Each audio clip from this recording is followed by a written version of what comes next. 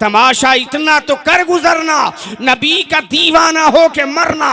तमाशा इतना तो कर गुजरना, नबी का दीवाना हो के मरना, कि लोग देखें तेरा जनाजा कभी इधर से कभी इधर से।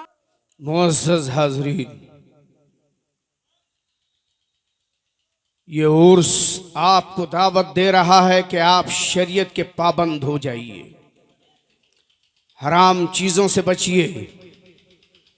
अल्लाह और रसूल ने जो हराम किया है उसे हराम समझ के बचना होगा।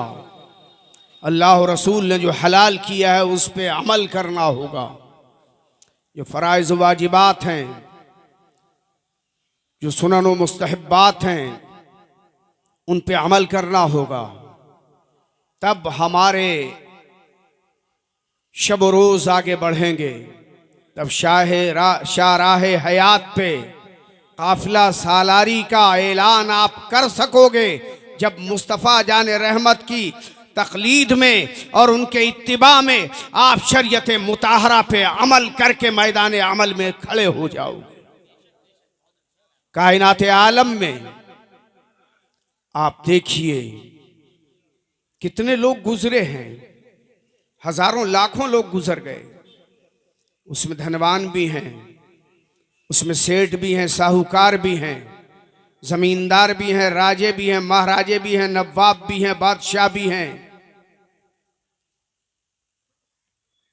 और कितने ऐसे गुजरे हैं कि बोरिए पे बैठे हैं, टूटी चटाई उनका बिछौना है, सूखी रोटी उनका खाना है। लेकिन उन्होंने ईश्वर कुशाई को अपना मकसद जाना और इन्होंने सर की आंखें बंद की, दिल की आंखें खोल के असरारे कायनात को पहचाना। तो आलम यह हुआ कि बादशाह मर गए, नवाब मर गए, जमींदार मर गए, अल्लाह अकबर, सेठ साहूकार मर गए। उनकी कब्रों की उड़ती हुई धूल आज ये बताने के लिए काफी है। और इधर इन्होंने सर की आंखें बंद करके दिल की आंखों को खोला तो इनकी कब्रों पे आज भी भीड़ें लग रही है। आपको यकीन ना आए तो आज मेरे मोहल्ला चले जाओ, बरेली चले जाओ, कालपी चले जाओ, मारहरा चले जाओ, अल्लाह अकबर, बदायूं चले जाओ, आप कलियर चले जाओ, देवा चले जाओ, किशौसा चले जाओ, इनके आस्थानों पे भीड़ लग रही है। क्यों? इसलिए कि इन्होंने दिल की आंखें खोल के असरारे इलाही को कायनात आलम में पेश किया है। और इन्होंने कहा है कि मन कान अल्लाह लहू, जो अल्लाह का हो जाता है अल्लाह उसका हो जाता है। तो मेरे दोस्तों, अल्लाह के बन जाओ, अल्लाह के हो जाओ तो अल्लाह तुम्हारा हो जाएगा। और जिसका अल्लाह हो जाएगा उसे ना आंधियां उड़ा सकती हैं, ना तूफान मिटा सकते हैं, ना तुंदो तेज मौसम तुम्हें तबाह बर्बाद कर सकता है, न जुल्म की आंधियां तुम्हारा कुछ बिगाड़ सकती हैं, न बर्बरियत के बगोले तुम्हारा कुछ बिगाड़ सकते हैं। अल्लाह अकबर, तुम अल्लाह के रास्ते पे चले आओ, अल्लाह के हो जाओ। कसम खुदा की अल्लाह तुम्हारा हो जाएगा। और जब अल्लाह तुम्हारा हो जाएगा तो कायनात तुम्हारी हो जाएगी। इसलिए कायनात किसी की नहीं है, कायनात खुदा की है। अल्लाह जिसे चाहे अपनी ज़मीन का वारिस बना दे। ये ज़मीनें तो अल्लाह की हैं, ये कायनात तो अल्लाह की है। अल्लाह जिसे चाहे अपनी जमीनों का वारिस बना दे। कौमों के इक़्तिदार आते और जाते हैं, कौमों का उरूज और ज़वाल होता रहता है, लेकिन अल्लाह जिससे राजी हो जाए उसे अपनी जमीनों का वारिस बना देता है। तो तुम्हें वारिस बनना है खुदा की जमीन का, तो अमल करना होगा, हराम चीजों से बचना होगा, नबी ने जिससे रोका उससे रोकना होगा, सरकार ने जो ला के दिया उस पर अमल करना होगा। हमारी कमी क्या है कि हमने शख्सियात को आगे बढ़ाया, क़वानीन इस्लाम को पीछे घसीट लिया। जब तक तशख़्ख़ुस इस्लाम के ताबे था, जब तक शख्सियतें शरीयत के ताबे थी तो कुतुबुद्दीन बख्तियार काकी पैदा होते थे, महबूब इलाही पैदा होते थे, इमाम अहमद रजा बरेलवी पैदा होते थे, ताजुश शरिया पैदा होते थे। मसूद गंजे शकर पैदा होते थे। और जब से हमने बढ़ाना शुरू किया शख्सियात को इस्लाम पे हावी किया, तब इस्लाम का मर्डर होता रहे। जो चाहूंगा इस्लाम का मर्डर होता रहे, गली कूचे, मोहल्ले और बाजार में, मिंबर और मस्जिद में, किसी का कलेजा कांपता नहीं है। लेकिन किसी की शख्सियत पे थोड़ा सा भी अगर शक हो जाए कि गुस्ताखी हो गई है, तो मरने और मारने को आदमी तैयार हो जाता है। पूरा का पूरा इस्लाम था रसूलुल्लाह की जिंदगी से मुताल्लिक। नबी की तौहीन होती रही। हालांकि एक बात याद रखिए, लोग कहते हैं मुस्तफ़ा की तौहीन हो गई। माज़अल्लाह, नबी की तौहीन कोई नहीं कर सकता, इसलिए अल्लाह ने नबी को इज्जत दी है। वरफ़अना लका ज़िक्रक, उन्हीं की शान में आया है। अगर दरीदा दहन अपने तौर ये समझते हैं कि हम इनके नबी की बारगाह में गुस्ताखी करेंगे, गुस्ताखाना लफ्ज बोलेंगे, तो मुसलमान रोड पे आएगा, इनका कारोबार बंद होगा, इनके लिए मुश्किलात पैदा होंगी, तो मुस्तफ़ा की तौहीन तो कोई कर नहीं सकता।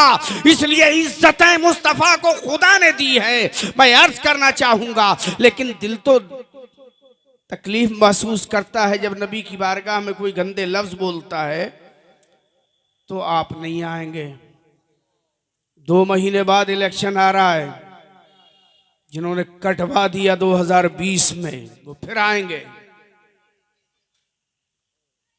गरीबान थाम के कहना कि जब हम मर रहे थे तो तुम अपने घरों के दरवाजे बंद किए बैठे थे, कोई आया था हमारी मदद को?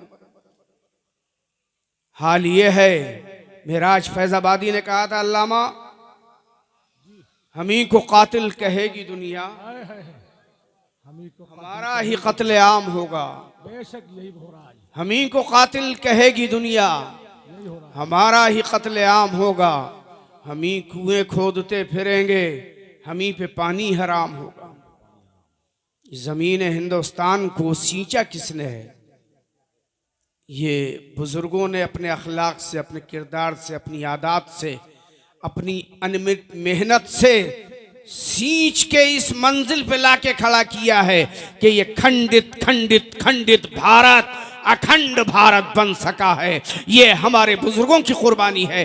तुम एहसान मत मानो, लेकिन कम अज कम इतना तो मानो कि ये हिंदुस्तान है तो ये गरीब नवाज के कदमों की रही ने मिन्नत है, वरना ये खंडित भारत था, टुकड़े टुकड़े भारत था। ये अखंड हुआ है तो ये बुजुर्गों का फैज है। और ला इलाहा इल्लल्लाह मुहम्मद रसूलुल्लाह की सदाए लाहूती का सदका है कि हिंदुस्तान एक है।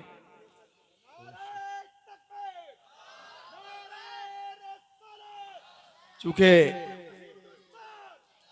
तकरीर तो मुझे करनी थी लंबी, मगर इत्तेफाक ये है कि मैं काफ़ी देर से बैठा था, हज़रत का हुक्म ही नहीं हुआ।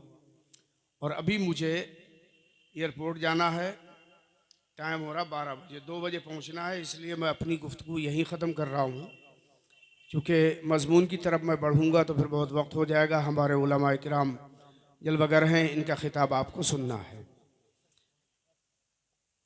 बस इतना याद रखिएगा, किसी के बहकाए में मत आइए। अपने उलमा से मशवरा करके तब कहीं जाके कोई अपनी ज़बान से या अपने मोबाइल से कोई मैसेज आगे बढ़ाइएगा, वरना हालात बड़े ख़राब हैं। आप कर गुज़रते हो, परेशानियां हमें होती। अभी 24 तारीख को पूरा दिन इसी में लगे रहे। तो खिरमिया वाला प्रोग्राम था, और वो तो क्या हुआ क्या नहीं हुआ, लेकिन अपने लोगों को गिरफ्तार कर लिया, डिटेन कर लिया। अब फ़ोन तो आते हैं। पूरा 3 बजे से रात के वो 12 बजे से करीब शाम के 5 बजे तक इसी में लगे रहे। बहरहाल वो छूट गए। तो कोई जुमला मोबाइल पर टाइप मत कीजिए, मैसेज कोई आगे मत बढ़ाइए, कोई ऐसी ज़बान से बात मत निकालिए जब तक अपने उलमा से या अपने पढ़े लिखे कायदीन से आप उस पर बात न कर लें। इसलिए कि पूरा एक ग्रुप बैठा हुआ है मुसलमान बन के, जो इस्लामी मैसेज व्हाट्सएप पे, यूट्यूब पे, सोशल मीडिया पे वायरल कर देता है और मुसलमान भड़क जाते हैं। मुसलमानों के बारे वो नहीं होते, वो जो पूरा एक ग्रुप बैठा है सोशल मीडिया पे, वो मुसलमान बन के इस किस्म की चीज़ें वायरल करता है। जब तक तहकीक ना हो जाए आप कोई बराए मेहरबानी एक्शन न लें, वरना आपको परेशानी होगी तो हमें परेशानी होगी, हमें परेशानी होगी तो हमारे हज़रत को परेशानी होगी। इसलिए खुदारा हालात नाजुक हैं, ये वक्त टल जाएगा, लेकिन अपनी तरफ से कोई हरकत नहीं होनी चाहिए। और मस्जिद अगर कोई ले भी लेगा तो वो मस्जिद का ऊपरी हिस्सा ले पाएगा, चूँकि हमारी मस्जिद तो अर्श आज़म से लेके तहतुस्सरा तक होती है, और जब हमारा दौर आएगा तो हम फिर ले लेंगे इंशाअल्लाह। कभी खालिद हाथों में अलम लेते हैं, कभी तारिक मौजों पे कदम लेते हैं, हर दौर में उठते हैं यजीदी फितने, हर दौर में शब्बीर जन्म लेते हैं। अस्सलामु अलैकुम व रहमतुल्लाह।